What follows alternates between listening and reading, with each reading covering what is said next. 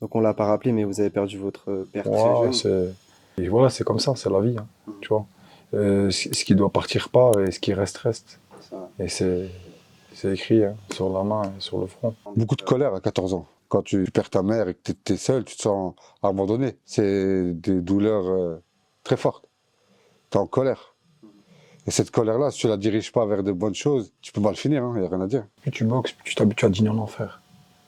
C'est normal. Si tu me dis demain, on dîne aux Champs-Élysées, je te dis ouais, demain tu dînes en enfer, on est avec toi. J'ai fait une projection, il est tombé sur la tête. On a boxé ensemble, on a boxé Ouais, contre l'autre. contre l'autre, on a tout fait. On s'est entraîné, on a souffert. Mais tu vas nous prendre pour des fous. Il a fait genre un combat sans les cordes. Hmm. Et nous, l'entraînement, on le passait, on faisait des sparring sans les gants. Tu vois, on se mettait des droites, tout simplement. Vaut mieux saigner et verser le sang en entraînement que verser des larmes après un combat d'une défaite. Avant que la vidéo commence, n'hésite pas comme d'habitude à commander sur le site Nutrition Pro. Avec le code LEPARCOURS15, tu bénéficieras d'une réduction de 15%. Sur leur site, tu retrouveras tous les compléments alimentaires dont tu as besoin, que ce soit pour la nutrition sportive avec de la whey, de la créatine, des BCA ou encore des brûleurs de graisse. Mais aussi pour ta beauté, puisqu'ils vendent de la kératine, de l'huile de nigel ou encore du collagène marin qui te permettra d'embellir ta peau, tes cheveux ou encore tes ongles et de soulager tes douleurs articulaires. En plus de ça, la marque est française et propose des produits 100% naturels ainsi qu'une gamme bio à des prix très abordables. On te laisse le lien de leur site internet dans la description. Bonjour à toutes et à tous, j'espère que vous allez bien. Et oui, vous ne rêvez pas, j'ai bien interviewé les frères Bouganem. Avant de vous expliquer comment ça s'est fait, je voudrais introduire notre nouveau partenaire, Oko. J'imagine que vous avez déjà entendu parler de la marque puisqu'elle a été validée par Benoît Saint-Denis, Greg MMA ou encore Clément Marcoux. En fait, Oko propose des gourdes avec un filtre développé par la NASA. Oui, ce petit objet est développé par la NASA et permet de consommer n'importe quelle eau, que ce soit de l'eau stagnante ou encore de l'eau du robinet. Et du coup, ne va pas laisser passer les microparticules, que ce soit des virus, des bactéries, du chlore ou encore des résidus de médicaments. Pour autant, ce filtre il laisse passer tous les oligo-éléments et permet d'économiser énormément de bouteilles en plastique. Ou si vous êtes randonneur et que vous n'avez pas forcément de source d'eau potable, elle permettra de purifier l'eau. Si vous voulez nous soutenir, n'hésitez pas à mettre notre code promo OCO le parcours avec lequel vous aurez le droit à 10% de réduction sur toutes vos commandes. Si vous voulez plus d'informations sur le fonctionnement du filtre, n'hésitez pas à vous rendre sur leur site internet directement. Bonjour à toutes et à tous. Comme vous pouvez le voir, nous sommes avec les frères Yacine et Youssef Bouganem. Tout d'abord, je souhaite te remercier particulièrement, Youssef, pour m'avoir accordé cette interview. J'ai l'habitude de demander aux gens de se présenter durant l'interview. Est-ce que vous pourriez le faire? Forcément, vous vous connaissez mieux que moi. Donc, euh, donc je voudrais demander de vous présenter, s'il vous plaît. Moi, je me présente, je m'appelle Yassine Bouganem. Je suis un boxeur de boxe thaï MMA et j'ai été multiple champion de boxe thaïlandaise 7 fois. Toi, Youssef? Je suis un père de famille, j'ai plusieurs enfants. Euh, je suis un boxeur professionnel de profession. Je suis à ma 20e année professionnelle. J'ai environ 280 combats. Plus de 200 victoires. Ouais, j'ai moins de 40 défaites. 38. J'ai été multiples fois champion du monde. De stadium de renommée comme le Lumpini, le Raja, l'Omnoy.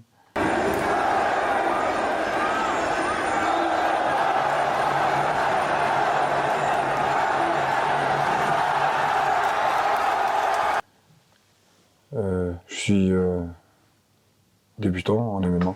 Je veux démarrer une carrière en MMA. D'accord. Une petite carrière. On va revenir sur ta carrière en MMA un peu plus tard dans l'interview. Elle n'existe pas. Oui, mais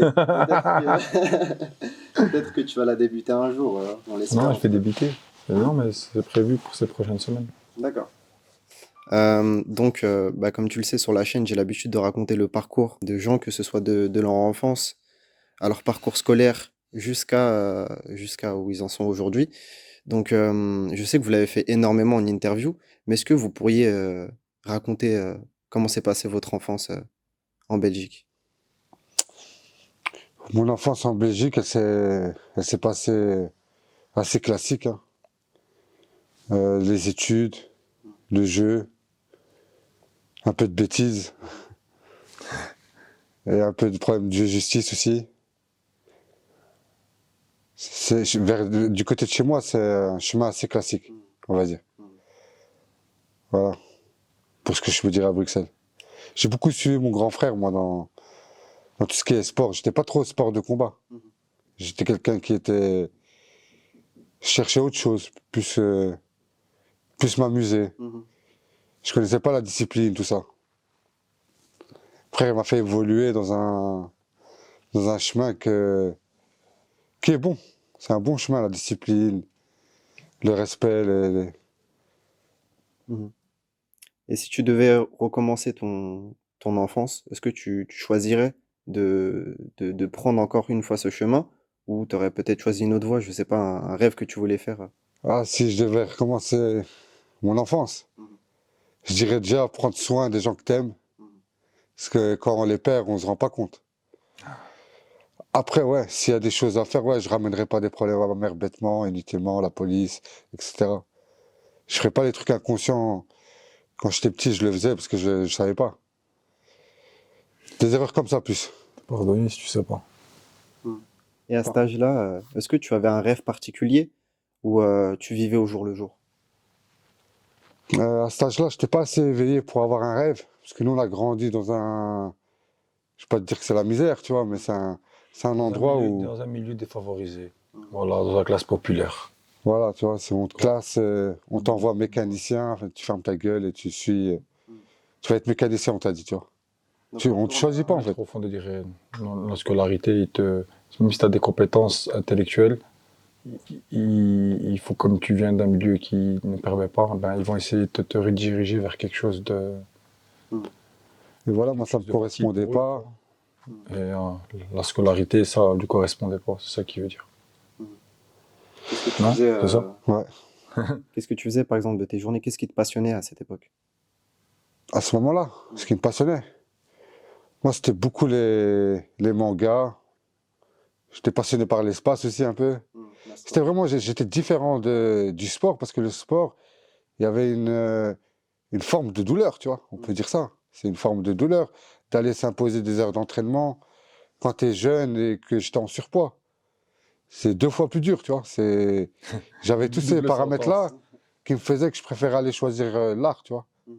J'étais plus, j'allais regarder des trucs de rap de temps en temps, écouter un peu de musique. Breakdance, c'est sûr aussi. Pourquoi ça, tu m'as mis dans la boxe? C'était une punition, c'est je remets la police. Non, je te parle de comme ça, hein. breakdance, après ça tu me parles de boxe. Breakdance. Mais aujourd'hui, on peut dire que ça va tout ramener, tu vois. Je veux pas parler de ce talent de gros dans le breakdance. T'as pas envie de parler de ça, hein? Là, tu me parles d'un truc, je te raconte, j'avais 10 ans, 9 ans. Mhm. Et toi, Youssef, qu'est-ce qui te passionnait à cette époque? Moi, j'ai été vite pris par le sport et le surpassement. Donc, tout jeune, j'aimais me challenger, mais pas me challenger aux autres, me challenger à moi-même. Je te jure, c'est quelque chose que, en grandissant, je me suis rendu compte qu'en fait, j'essayais avec ce qui s'est passé dans notre passé, tu vois, de me prouver à moi-même que j'avais pas forcément besoin d'un papa ou que j'avais pas forcément besoin d'une maman qui était fortement absent. Tu vois, donc toute mon enfance, je l'ai passée avec moi-même. Donc on l'a pas rappelé, mais vous avez perdu votre père très Ouais, jeune. c'était un malheur, mais voilà, c'est comme ça, c'est la vie, hein, tu vois. Ce qui doit partir part et ce qui reste reste. Ça. Et c'est écrit hein, sur la main et sur le front, écrit dans notre cœur. C'est Dieu qui décide. Il te donne et il te retire. Je pense qu'il est d'accord avec moi. Ouais, je suis d'accord. C'est Dieu qui donne, c'est Dieu qui reprend.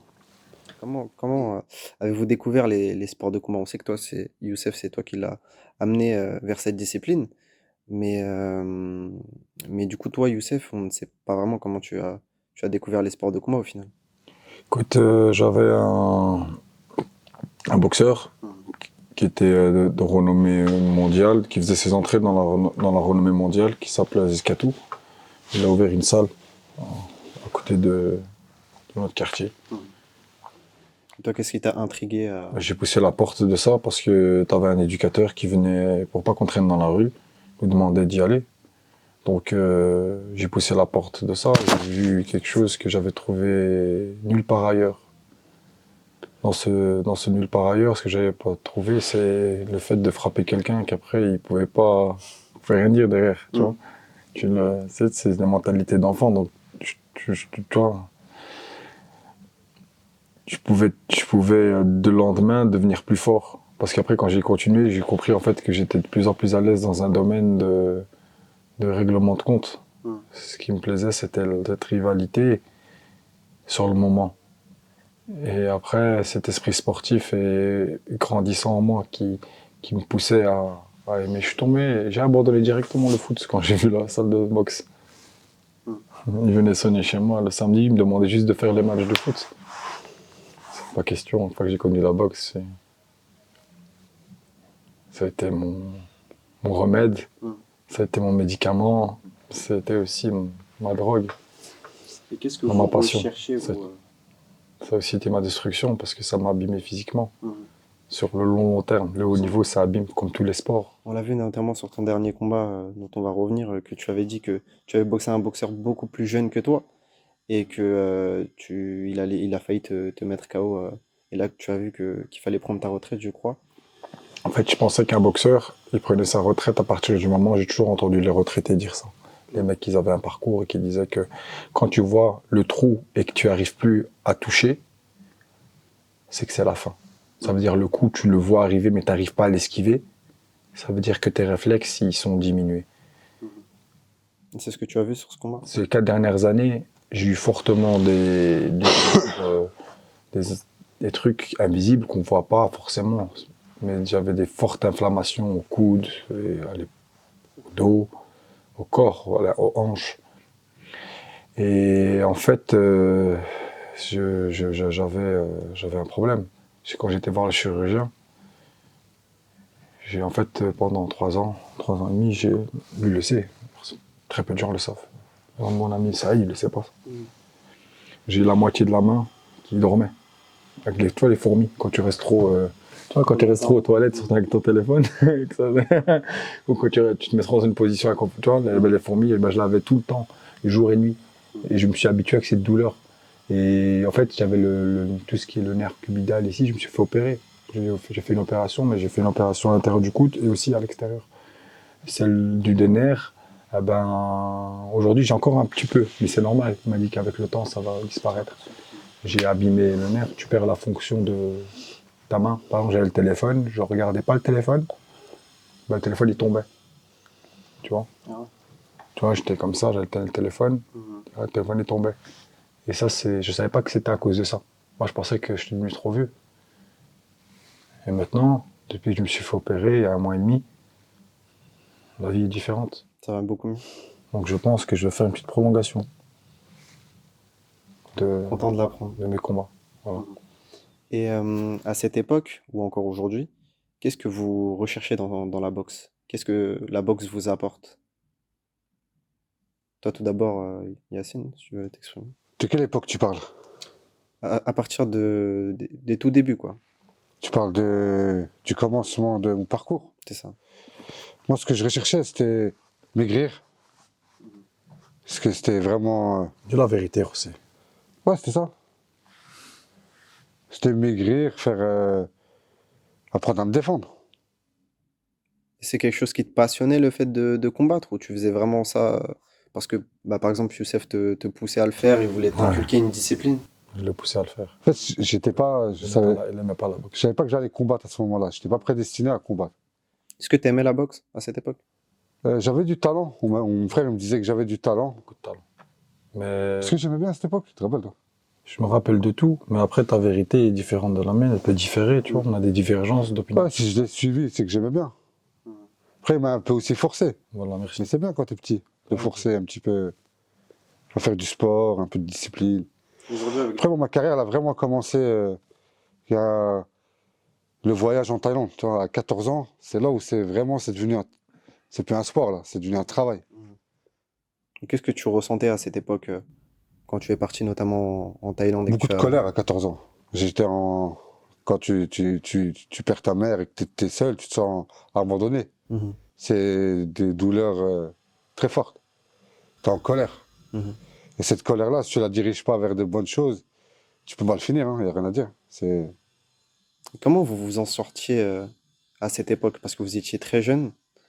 Est-ce que vous travaillez pour subvenir à vos besoins? Comment? On s'en sortait avec notre force, tu vois, mais كله كل شيء نضر الفلوس نضر كل شيء ويعرفوا. ouais, on s'en sortait grâce à nos combats assidus. Moi, j'allais boxer très très souvent, mon frère aussi, et on a grimpé les étapes comme ça. T'es d'accord, Youssef? Ouais, je suis d'accord. Je suis d'accord avec ce qu'il dit. Il dit que la vérité. D'ailleurs, je l'ai autorisé à le dire. On était intéressé par l'argent, mais on avait la passion aussi. On vivait de boxe, c'était un travail. Là, c'est un parcours très très très très dur. Ouais, tu sais,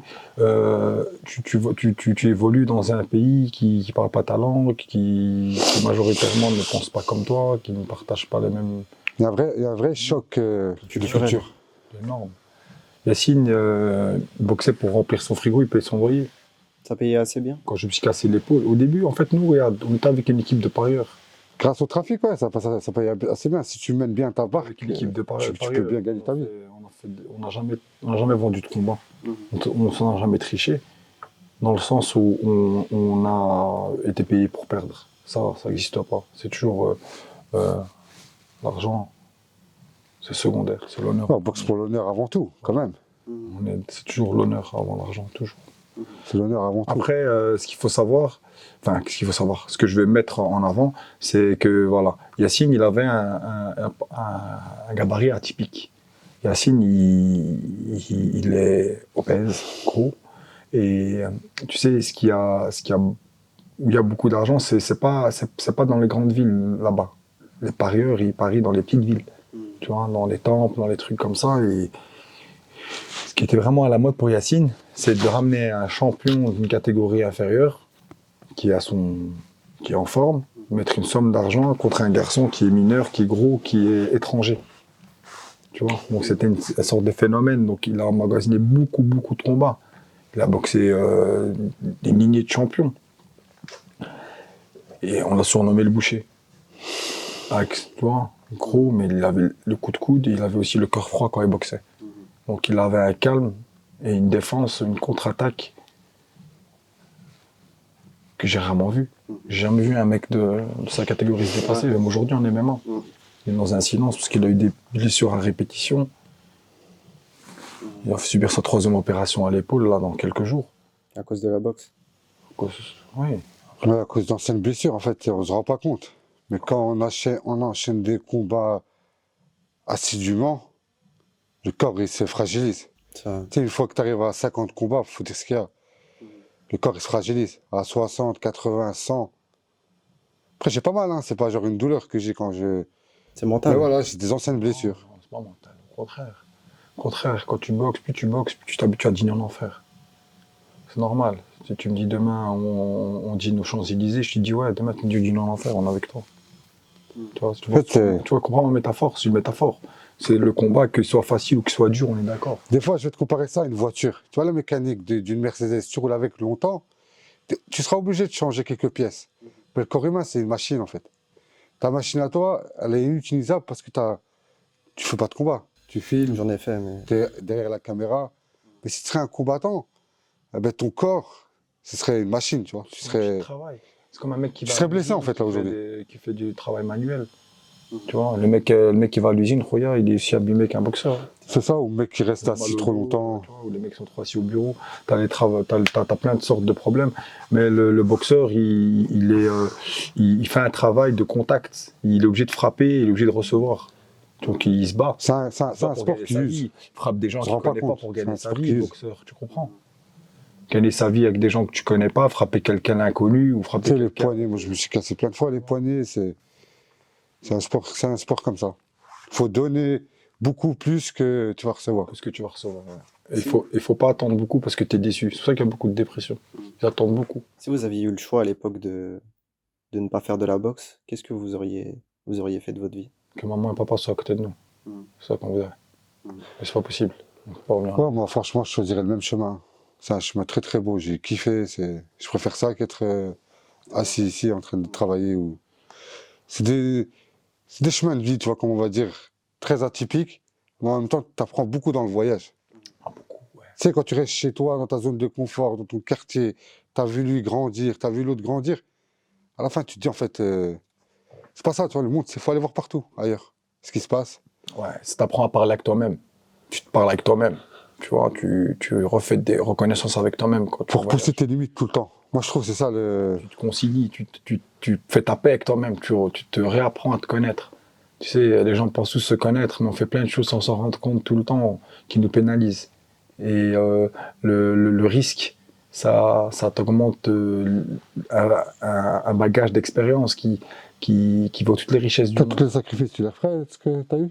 Ah, dans la boxe, oui. Moi, je pensais qu'il m'avait posé tout à l'heure la question en me disant que si j'aurais voulu changer quelque chose de ma vie, bien Non, ça, sûr, c'est sûr. c'est avoir les parents à côté de soi, il n'y a pas mieux. Mais bon, c'est ce qui est arrivé est arrivé et on aime bien ce qui nous est arrivé. Je referais, bien sûr, je le referais différemment. Je ferais moins de combats. Ouais, moins de défaites. C'est ça que j'allais te dire aussi. Même pas les défaites, même les victoires. Parce que les défaites, t'apprends beaucoup, mais je ferais plus attention. Oui, Je forcément. vais te dire un truc, parfois même une victoire, ça te met parfois dans une tristesse. Mm. Parfois une défaite, parfois ça m'a donné plus la rage de revenir T'es pas satisfait, qu'une parfois. lignée de victoire.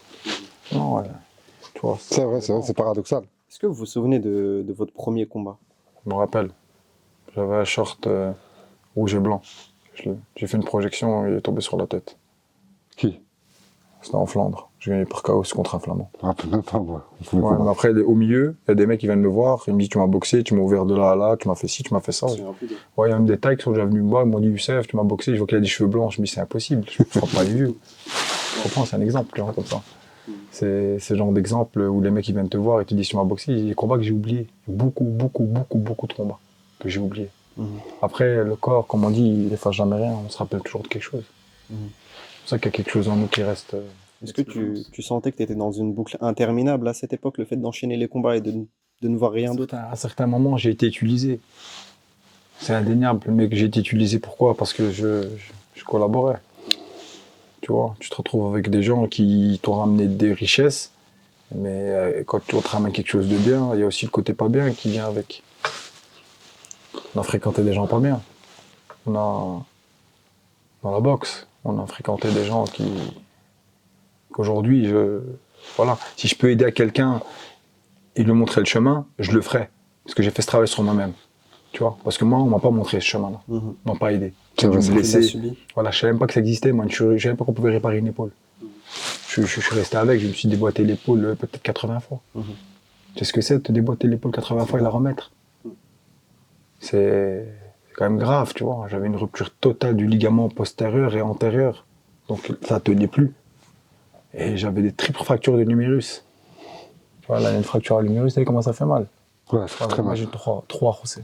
Mais c'est très grave. Et la coiffe des rotateurs déchirée. C'est ce qui tient l'épaule. Donc après, t'en apprends sur toi-même, t'en apprends sur le médical, t'en apprends sur les autres, t'en apprends sur ton entourage. Moi, j'ai déjà eu un manager, je l'appelle au téléphone, je lui dis salut, ça va? Il me dit ouais, ça va, mais je travaille. Il me dit qu'est-ce que je peux faire pour toi? J'ai dit rien, je demandais de tes nouvelles. Il me dit non, mais appelle-moi quand t'es en forme. Toi, c'était un bookmaker, lui. C'était un gros bookmaker. T'appelais que pour... Non, je l'ai appelé. Je pensais parfois qu'il y avait une dimension humaine. Il n'y en a pas. En fait, comme il n'était pas en forme pour combattre, en gros, il l'intéressait plus. T'étais aimé pour ce que tu fais plutôt que pour ce que tu es. Ça dépend avec qui. Aujourd'hui, t'as des gens qui aiment des gens à partir d'une image inconnue. C'est très très courant ça. T'as des maladies de ce siècle-là, c'est la télévision, tu tombes amoureux d'images. Tu tombes amoureux d'acteurs qui probablement ne connaissent pas, ils tombent amoureux de l'inconnu, où ils affectionnent l'inconnu. Ils connaissent pas l'humain. Et donc qu'est-ce qu'ils aiment? Ils aiment ce que la personne véhicule. Tu sais, on applaudit, on acclame que ce qui est visible. On ne se force pas à revoir ce qui est invisible. Et même, est-ce que c'est nécessaire de montrer l'invisible? C'est privé. Ça. Ah oui, c'est des tortures, tu pousses, tu punis, tu te dépasses. Quel est votre... Et à la fin, parfois même, tu rates ton combat. Alors que tu t'es bien préparé. Ça. Ça peut arriver. Difficile la boxe. Quel est votre meilleur souvenir, tout d'abord dans la boxe, et le souvenir que vous avez envie d'oublier? J'ai pas entendu ta question à la fin.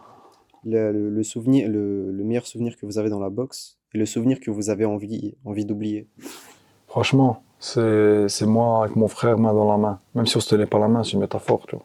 C'est main dans la main, en train de défier le monde et de grandir vers quelque chose, vers l'inconnu, vers des choses qu'on connaissait pas. J'aurais jamais parié sur moi que j'allais devenir champion. Ouais, c'est vrai. Plusieurs fois. Encore plus sur mon frère. Bah oui, plein de fois on m'a enterré. On m'a tellement enterré de fois que, comme disait le proverbe mexicain, ils ont oublié que j'étais une graine, j'ai poussé José. C'est vrai. Yacine, c'est quoi ton meilleur souvenir? Le meilleur souvenir, c'est celui-là aussi. Hein. C'est où on a boxé on a boxé ensemble, on a boxé L'un contre l'autre. contre l'autre, on a tout fait. On s'est entraîné, on a souffert, on a maigri ensemble. C'est ça, et le plus mauvais souvenir, Tu me douchais, mon frère. on va dire les défaites de mon frère, Tu plus me mes douchais, défaites. Sahbé, tu me douchais. Il y avait des fois, ça allait loin. Je faisais mes plats, ça douchait Mskin, il avait 15 ans, 16 ans. Il y avait des fois, Voilà, mes plus mauvais souvenirs, c'est ça. on se punissait, on voyait personne. Mm. Il n'y avait personne, ni de femme, ni d'amis, ni de copains, rien. Que vous deux. Ah ouais, non, c'est comme ça. Ah, mais c'était simple, hein. Je vais te raconter une anecdote. C'est marrant. Mais tu vas nous prendre pour des fous. Il a fait genre un combat sans les cordes.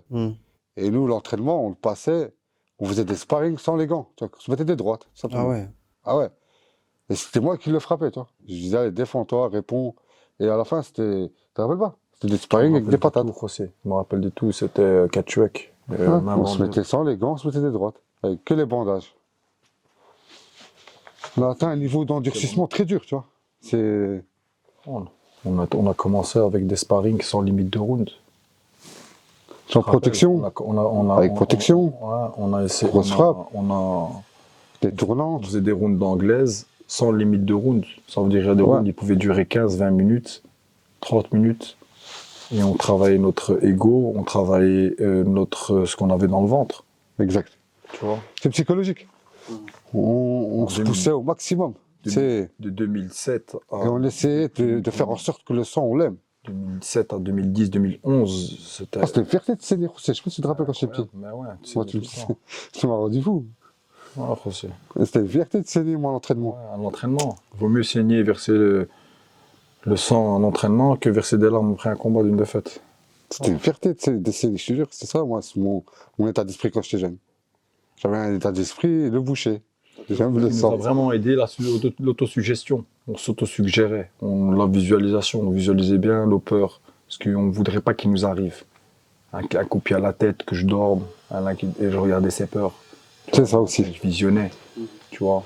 On s'est intéressé beaucoup à toutes sortes de choses, pas juste à la boxe. On a essayé de développer aussi, en même temps qu'on s'éduquait, parce que moi, j'avais rien d'autre à lui proposer. C'était très bien, ça. C'est C'était très fort, les arts martiaux. Ça t'a mis beaucoup en colère aussi, parce que tu comprends pas. Non, j'étais en colère de la famille, de la vie, moi. Ça n'a rien à voir avec toi. Tu t'es rasé les cheveux, je vois des C'est cicatrices. rien, c'est... Tu vois, ça me fait mal, parce que je voudrais pas que j'avais rien à offrir. J'aurais rien à m'offrir à autre chose. C'est le meilleur que t'as offert, Il José. a raté spontanément l'école, je l'ai pris dans la main. C'était... Tu m'as pris la boxe taille, José, tu te rends pas compte de ce que tu dis. Hein. Ce que je peux faire de meilleur à montrer à mon pote, apprendre à se défendre. La vie, c'est dur. Si t'as pas un esprit martial et que t'es pas fort. En fait, ce qui est bien avec l'état d'esprit de ce sport-là, le boxe taille, n'importe quel sport, c'est quand t'as un état d'esprit de champion, c'est que tu peux aller très haut. Dans la sphère sociale, comme dans la sphère du sport. Ouais. C'est un état d'esprit très... T'as l'accès aux deux portes. Tu vas avec les gens du peuple et tu peux aller, le guerrier, ça s'y a toutes les portes. C'est bien, le boxeur, il est respecté. Et s'il est humble et correct, je souhaite vraiment à tous les boxeurs d'être sur quelque chose de humble. Parce que beaucoup de boxeurs sont dans l'extravagant, dans le trash talk et tout. Beaucoup de boxeurs qui cherchent que la gloire également. J'ai demandé à... J'avais un manager, il me disait l'argent ou la gloire. C'est ce que Je répondais quoi, José? C'est l'argent. Là, t'avais un enfant, il fallait nourrir tout le monde, hein. C'était dur. Hein. La vie, c'est pas fait de... Ouais, parce que la gloire, faut te travestir. Faut changer tes caractéristiques de comportement. Faut faire des choses que tu peux pas, tu vois. Une fois, moi, j'ai mis une claque à un mec, et c'était une claque sincère quand il m'a poussé. On m'avait amené pour un combat d'exhibition à La Réunion. Et quand je suis arrivé, l'arbitre, il a dit, monsieur, demain, on comptait pour faire un combat. J'ai regardé, j'ai dit, mais c'est un combat d'exhibition. Il m'a dit, non, demain, on va se taper. Il m'a poussé, j'ai attrapé sa main. J'ai dit, qu'est-ce que je fais? Je suis au pied d'une arnaque. Je fais quoi? Je fais l'influenceur. Mes bébés d'amour. Je vais vous expliquer quelque chose. Non, je suis pas de ce pas-là, moi. Je dis, ça va être un autre prix. Si tu veux qu'on s'allume. Ben, après une proposition. Je suis dû lui mettre la claque et après, quand elle est revenue vers moi et parler, moi j'allais faire une petite promenade, de randonnée avec mon fils. Je suis venu avec mon fils. Je vais pas venir à un combat avec mon fils en C'est main. le dernier combat que t'as fait Ouais, à La Réunion? à La Réunion.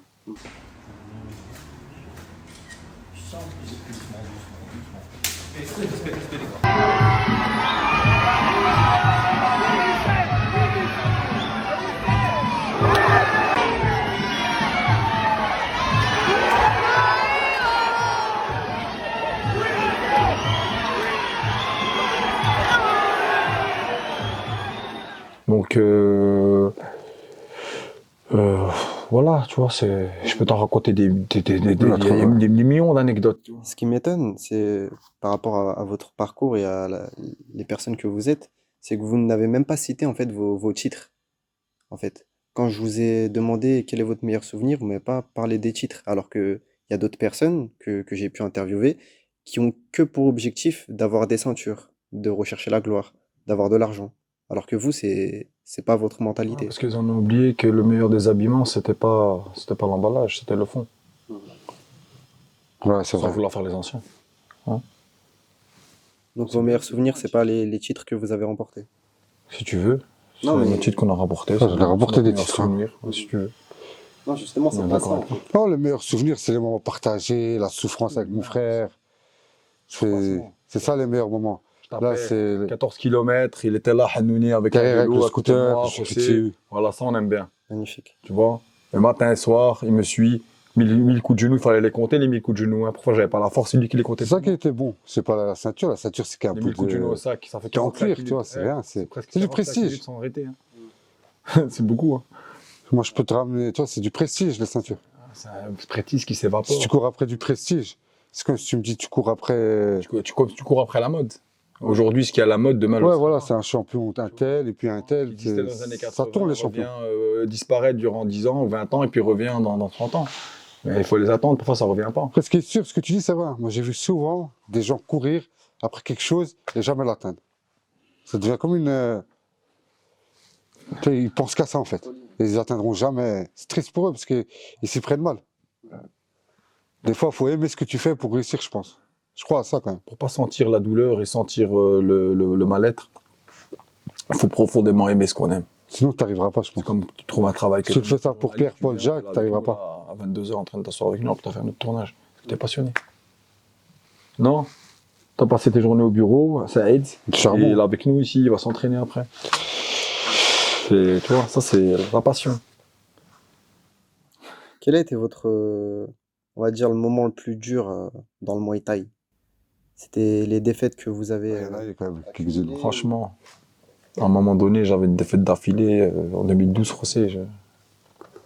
Non, Moi, je me rappelle la télé une fois, une sale défaite, elle avait pris mon frère. j'ai pris un seul Elle KO. cryptait en même temps, Ah ouais, José, la télé. Je l'ai pris, je l'ai cassé, tu vois. T'as sorti un dossier, José. Ah ouais, c'était... Pendant que, tu sais, elle a crypté, on voyait pas l'action, tu vois. J'ai juste vu un high kick.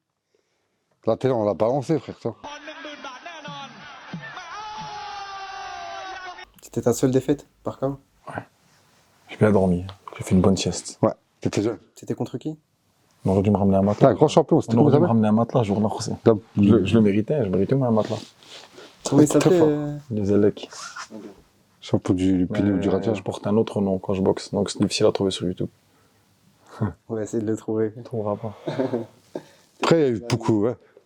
Après, moi aussi, des mauvais souvenirs sur moi, c'est aussi des défaites. C'est de notre vie, tu vois. C'est comme ça. Un homme, il est composé de ce qu'il a fait de bien, de son succès. Mais son succès, il est créé à partir de quoi? À partir de ses moments difficiles. Mhm. Si t'as pas connu les moments difficiles de l'inconfort, qu'est-ce qu'il en est de toi? Ça. Quelle est ta valeur? Ce que j'ai retenu de votre interview, enfin, notamment de son ton salvatrice, ça, José. ce que j'ai retenu de ton interview avec, le chairman sur We Hustle. Ah, il est super. Quel humain. J'aime Ça, bien cet homme. tu fais des belles interviews. Ouais, machallah. Ce que tu as dit notamment que en Thaïlande, le fait de ne pas être un Thaïlandais, c'était difficile. Le fait d'être un étranger, Là-bas, ils considèrent pas vraiment les étrangers comme des Thaïlandais. Il y a une Tout le monde hiérarchie de très toute façon. solide, une hiérarchie plus solide qu'une France, Mhm. qu'on peut dire qui est un peu raciste aussi à certains moments, à certains degrés, mais qui est quand même un beau pays. Tu vois, la France, c'est bien. La Thaïlande aussi, c'est bien. Mhm. Il y a une hiérarchie. Ça veut dire... Tu veux un exemple d'hiérarchie? Donne-lui un exemple. Ça, c'est hard, hein.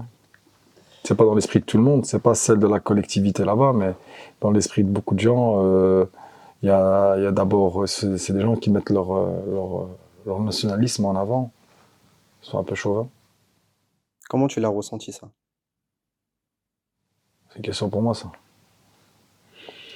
Je pensais que c'était au début, c'était de ma faute. J'ai toujours pensé que j'étais quelqu'un de trop sur Terre. Tu sais, j'ai toujours culpabilisé sur moi-même. Avec le temps, je refais connaissance avec moi-même, j'ai résolu ces problèmes. J'ai appris que tout était une question de manière. Que les manières reflétaient ta beauté, mais que les manières n'étaient pas pareilles partout. Une manière, par exemple, en France, n'est pas appréciée de la même façon qu'une manière en Thaïlande. Tu vois? Ou une élocution en français d'une certaine façon, une élocution thaïlandaise est différente. Tu vois? Tu comprends? Il y a par exemple, là-bas, ils n'ont pas le second degré. Tu peux pas faire des blagues sur... Ouais, ouais, tu peux pas faire des blagues. Tu peux pas faire des blagues, je sais pas, peu importe, second degré. Après, sur les règles générales, les questions classiques, c'est pour ceux qui veulent aller en Thaïlande. Parle pas mal sur le roi, parle pas mal sur le Bouddha, parle pas mal sur le pays, ne critique pas. Donc il y a une liberté d'expression qui n'a pas en France, qui est pas comme en France, quoi, tu vois. Est-ce que tu as une... C'est une différence. Après, il y a un million de divergences. Ce que les points forts à ici, ben, là-bas, c'est parfois peut-être des points un peu moins forts. Et parfois, ce qui est bien là-bas, ici, c'est des points faibles, tu vois. Est-ce que vous avez une anecdote, par exemple, à nous raconter sur le fait que vous soyez étranger, en fait? Que vous Oui. soyez pas Farhan. thaïlandais? Farhan, Farhan, ça s'appelle. Moi, j'ai une anecdote. J'étais jeune, je marchais dans le marché. J'avais l'impression d'être un extraterrestre pour eux. Dans certains C'était endroits, tout le ouais. marché Dans certains endroits. me fixe du regard. Nous aussi, on est dans des endroits où les étrangers ne passaient pas. On l'a vécu Et dans des limite- milieux sociaux. On l'a vécu dans J'étais un extraterrestre. une immersion. C'était des vies, vraiment, on était vraiment dans... Tu sais, je peux comprendre, tu vois, non, c'était trop comme ils voyaient Dorsey. Non? Pourtant, c'était pas Ouais, Brad en Pitt, fait, hein. là-bas, dans la culture là-bas, regarder, c'est pas bien, c'est pas négatif. Alors qu'ici, qu'est-ce qu'il me regarde, ce mec? Tu vois, là-bas, regarder, c'est... Non, tu sors quand même, tu viens d'ailleurs. Après, on a toujours habite nos où? réalités à nous, Doumprakan. parce que... C'est là. Doumprakan. Samouprakan. Tu marches là-bas, mon gars, je te le dis. C'est des endroits industriels où des gens viennent travailler et qui repartent. Enfin, qui viennent travailler toute l'année là-bas. Qu'est-ce que vous faisiez là-bas? Ah, c'est de la boxe. Non, mais... C'est vrai. Si tu veux qu'on fasse. J'ai eu 3 magasins de téléphone durant 10 ans Ah bon? aussi. Ça marchait bien? Ça va? J'ai arrêté parce que le corona. Et après le corona, il y a eu les commandes en ligne. Donc j'ai vu que le vent tournait. Donc j'ai changé de... Le fusil d'épaule. Très bien dit. Vous étiez en famille d'accueil, ça m'a marqué. Euh, C'était dû à, bien évidemment, à la mort. Non, pas tout le temps. Non. Quand ma mère était hospitalisée seulement. Après, non.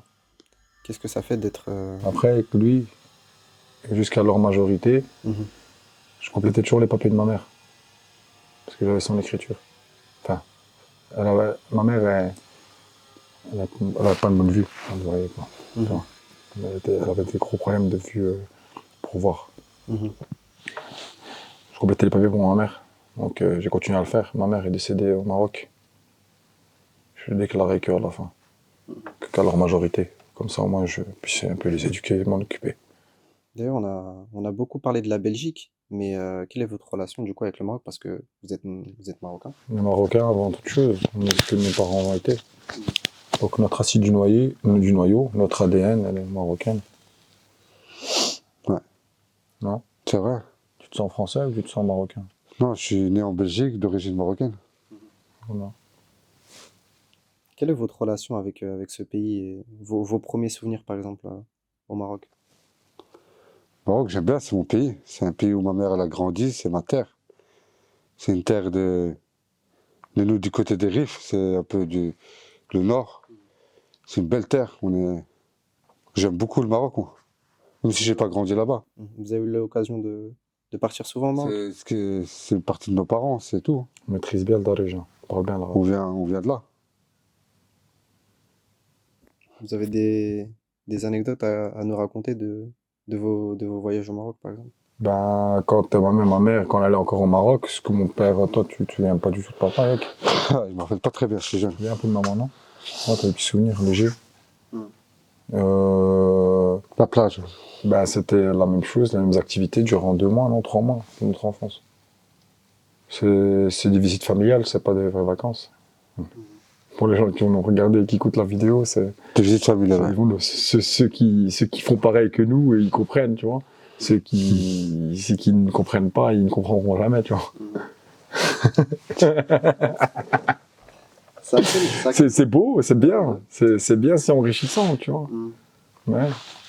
Est-ce que vous avez voyagé par envie ou c'était plutôt subi? La boxe. Ah, le Maroc? Non, dans le monde, est-ce que vous avez pu voyager? On subit jamais, on faisait une passion. On aime bien la boxe. On a personne. Enfin, on avait des obligations avec des personnes sur le moment même, on les aurait toujours.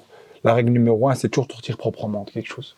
Même si la personne, elle a fait une arnaque ou quelque chose comme ça, tu sors proprement. Comme ça, tu continues ton chemin. Tu vois? Faut pas vendre les péchés des autres. Tu vois? Ah, lui, il m'a fait ci, lui m'a volé ça. Ah, si je te raconte, j'arrête jamais.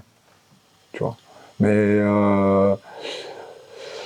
le voyage, c'était vraiment la plus belle des choses que j'ai faites depuis que j'ai commencé à voyager. Depuis que je suis sorti de Bruxelles, c'est la première fois que je suis sorti de Bruxelles, la première fois que je sortais, c'était au lieu d'aller au Maroc que j'allais boxer, tu vois. Non? Ouais, la boxe, t'as beaucoup voyagé avec. Encore maintenant. T'as fait le tour du monde. J'aimerais parler de votre actualité à vous deux. On sait que notamment toi, Yacine, tu as fait un combat en MMA, notamment à l'ARES. Malheureusement, tu as perdu. Mais du coup, maintenant, nous, on aimerait savoir si vous voudriez plutôt continuer votre carrière dans la boxe thaï ou vous diriger vers le MMA, parce qu'on sait que c'est énormément à la mode en ce moment. Moi, je continue toujours les combats des MMA. J'ai tourné vers ce sport-là. Parce qu'en ce moment, la boxe thaï, comme on va dire. Il a fait le tour de la boxe thaï. T'as tout gagné. T'as combattu en plus Cyril Gane d'ailleurs, qui est J'ai tout gagné en boxe thaï et j'ai relevé les très défis. serré le combat. Non, pas controversé, pas serré. Moi, j'ai trouvé serré le combat. Parce que tu es fan. Non, je suis pas fan, je suis fan de personne. Moi. Quand on est fan, on n'est pas objectif. C'est vrai. Non, je suis pas fan, moi. Tu es journaliste, mais ton cœur balance vers quelqu'un. Non, je dis ce que j'ai vu. Après, on peut avoir des points de vue différents. Il y a des juges qui notent des combats différemment. Ouais. Mais du coup, pourquoi tout d'abord le MMA et quel est votre objectif aujourd'hui? Le MMA, c'est un sport que j'ai privilégié très très jeune. C'est un sport que je regardais de loin, que je kiffe beaucoup. J'en rêvais. T'en Ouais, rêvais. c'est quelque chose. Comme j'ai dit là, j'ai fini la boxe thaï, je me suis dit autant faire ma passion. Quelque chose que j'aime bien.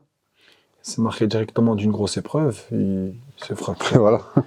Explique ce que t'as à peu près à l'épaule, comme ça ils comprennent. J'ai eu plusieurs complications de l'épaule. J'ai eu des fissures, plus une fracture. Au combat, j'ai eu une fissure au labrum. C'était postérieur et intérieur. Mhm. Et là, plus récemment, j'ai chuté à la lutte. Je me suis fracturé l'humérus. J'ai encore une dernière chirurgie à faire et je vais revenir. Hein. C'est question de temps. On espère en tout cas pour toi, Yacine. On espère en tout cas pour toi, Yacine, d'avoir Merci. une belle carrière dans la Merci beaucoup. Et toi, Youssef, du coup? Moi, je souhaite être. Ça te fait rire? Non, mais il s'exprime bien, c'est bien. Ça fait plaisir de faire quelque chose avec mon frère. On n'a pas souvent fait, je crois qu'on en a fait 2 ou 3 peut-être. Oh, plusieurs quand même. Hein. On a fait, ouais, il y en a eu. Après, c'est pas. Moi, ce que je souhaite, c'est de continuer ce que j'aime, tant que je le peux. Et il faut rester dans le limite du raisonnable. Ça veut dire que si je me positionne publiquement à boxer, il faut que je sois toujours en forme et que je sois au meilleur de mes niveaux. J'estime que j'ai encore peut-être 30 mois. Et peut-être avant si j'ai pas une blessure. C'est Dieu qui décide, tu vois. Et que Dieu nous pardonne pour nos pratiques et notre violence déversée sur la vie. C'est ça. C'est pas très conseillé. D'ailleurs, tu voulais prendre ta retraite. Qu'est-ce qui a fait que finalement Opéré. bah, J'ai opéré le coude. J'avais des ralentissements, des réflexes. Je pensais que ça allait pas comme il fallait. Mhm. Et puis quand j'ai opéré, j'ai vu que c'était beaucoup mieux. Mhm. Donc je me suis ressenti voilà, qu'en pleine jeunesse juvénile, comme si j'avais 18 ans. J'avais des mecs, tu vois. Et j'ai retrouvé cette fougue qui était ralentie par ce que j'ai appliqué au début de l'interview. Médicalement, j'étais en mal état, mais je pensais que ça allait. Je pense toujours que ça va se régler, mais ça se règle pas. Le problème, c'est que le temps il passe si t'attends pas. Est-ce qu'au final, du coup, tu veux continuer ta Je veux faire carrière dans de le la Muay Thai? boxe thaï et de l'MMA. Voilà. Voilà, pas les deux. Je veux pas faire une grande carrière en MMA. Mhm. J'ai envie d'en faire une petite. Mhm. Après, je sais pas, tu vois, j'ai Juste commencé pour la boxe essayer. thaï, je t'ai dit qu'on allait juste aller en Thaïlande voir comment ça se passe. À la fin, je suis resté 16 ans, j'ai plusieurs enfants après. Mhm. Et donc, je l'ai pas précisé, mais on a fait une interview qui n'était pas du tout prévue à la base. Donc, on te Ouais. remercie, Youssef, pour ça. Pas de problème. Et du coup, là, tu pars en Thaïlande. En quoi consiste ton voyage? Tout simplement pour aller voir ton fils, ta famille ou Ouais. pour, Ouais, j'y vais pour moi. J'y vais, voilà, j'ai T'as des responsabilités aussi, des ça. responsabilités. T'as des camps. Après, j'ai aussi des pulsions, j'ai envie de voir mes enfants. J'ai envie de rester avec eux, j'ai envie de boxer, j'ai la pulsion de boxer. Tes élèves, ils veulent te voir aussi. J'ai envie de voir les gens, j'ai des boxeurs sous contrat. J'ai des mecs qui en a un qui contracte le Thai Fight, j'en ai un qui contracte le One Championship. Ils me demandent. Donc moi je dois revenir pour voilà, j'ai 7 entraîneurs, mais il faut que je fasse acte de présence. Donc c'est pour ça que je voyage toujours, j'essaie d'écourter mes voyages au maximum pour être là-bas. Ma vie elle est plus là-bas, mais elle est aussi à moitié ici. Depuis 3 ans. Depuis 3 ans, je suis un peu revenu vers les terres de l'Empire de Franc et belge, etc. La terre conquise. Maroc. Je rigole avec toi. T'as compris? Vers chez moi, vers l'Europe, quoi, tu vois. Je suis occidentalisé, tu vois. Tu vois, voilà. Je suis un Marocain qui a grandi en Belgique dans son enfance et qui a fini son enfance en Thaïlande, comme mon frère. Donc on a toujours un grand amour vers l'endroit où on affectionne le plus, c'est nos souvenirs. Le plus beau souvenir de l'enfance, ils sont ici. Les souvenirs de l'innocence. Je n'ai plus beaucoup de batterie dans la caméra parce que on ne l'a pas précisé, mais j'ai interviewé Aboubacar Bathily, alias Boulox. Du coup, est-ce que vous auriez Répète ta question. est-ce que vous auriez un dernier mot à dire à ceux qui nous regardent? Ouais, vas-y, je te laisse faire le mot de la fin, ça. Rossi, écoute, j'ai été galant avec toi toute l'interview. C'est à toi, finis en sur. Parle. Bah, je souhaite à tous ceux qui nous regardent bon courage et persévérer dans ce que vous faites. Rien n'est jamais fini et voilà, c'est pas parce que on fait quelques erreurs que tout est fini. Faut pas lâcher ses rêves et continuer d'avancer. Merci beaucoup à vous Attends, Youssef, pour cette interview. Ouais, ça t'intéresse? tu veux dire quoi? Ouais. Et merci à tous ceux qui nous soutiennent et je passe le salam à tous. Voilà, que les souhaits et que les rêves des gens, quand ils le souhaitent, se réalisent, si c'est juste. Que Dieu les aide à les réaliser si c'est juste. Amen. Inch'Allah. Les frères Palestine. On est chaud.